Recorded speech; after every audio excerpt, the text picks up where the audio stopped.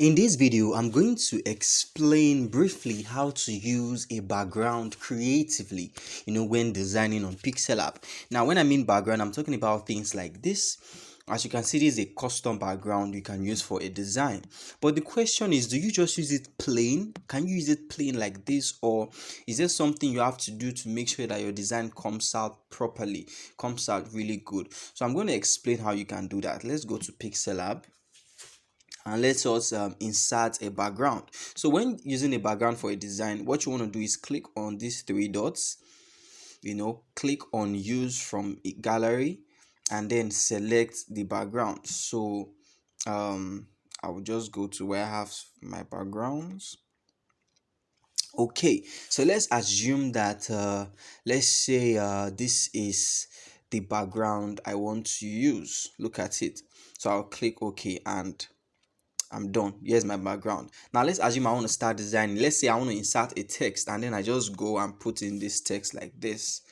Let's say office space. What happens is that let me change the color and change the font as well. So let me see, I'll change the color to black or gray, and then I'll change the font to, let me see, I would use something like this. Okay, so the point is, I don't think it's cool this way. It doesn't look professional. It doesn't look like a very decent job.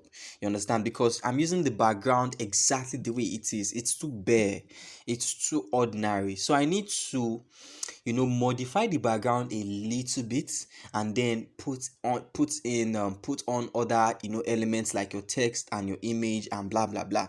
So the first thing I will start with, so let me just make this invisible and lock it up. So the first thing I'll start with is to use a shade, a color shade to cover this background. So here's what I mean. I'm going to insert a shape first, and then I will change the color of this shape to transparent and maybe black or brown. So I'll come below and I'll use let's say this would be transparent while this would be black. Okay, let's do this again.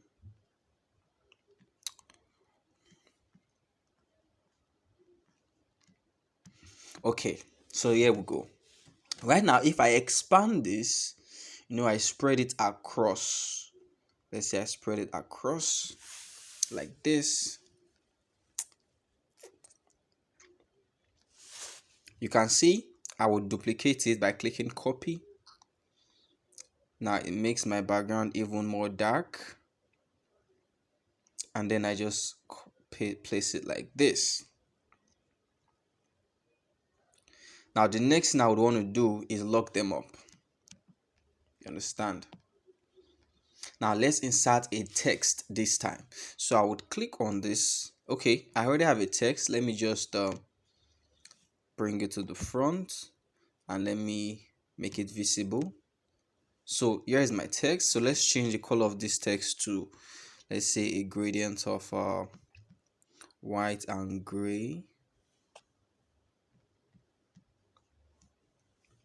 So here's what I have. So now let me add some shadow behind this.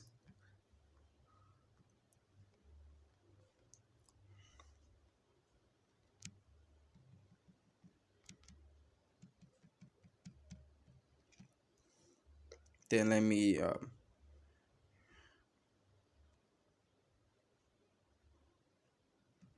okay, so here we go. Now I'm going to make this like this.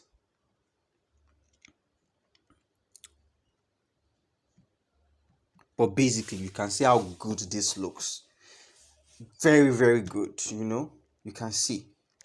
Now the text pops. The background is not too visible. The background is not interfering too much with the with the text. That's one thing you need to understand as a designer. Your elements should not fight. You understand? Now let me log this up again. Let me say, if I log this, no, let me make it invincible.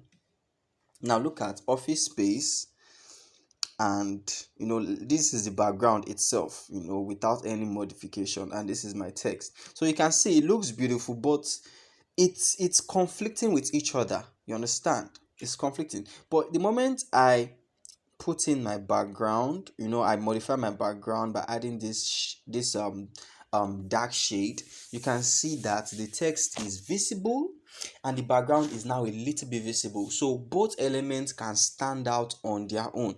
That is one thing you need to understand when designing. So I can just come here now and then add an image. So let's say I'm gonna add an image. I will just click on photo room,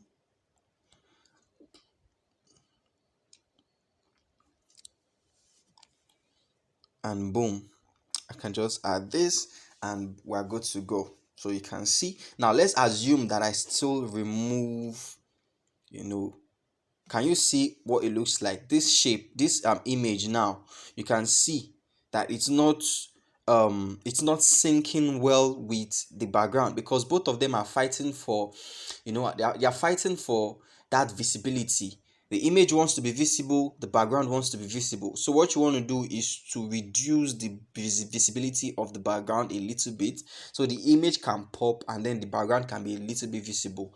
That way various elements can stand out from each other in a single design. That's what you need to understand. Anyway, if you learned something, let me know in the comments, and if you have questions, also share them in the comments. I'll see you next time.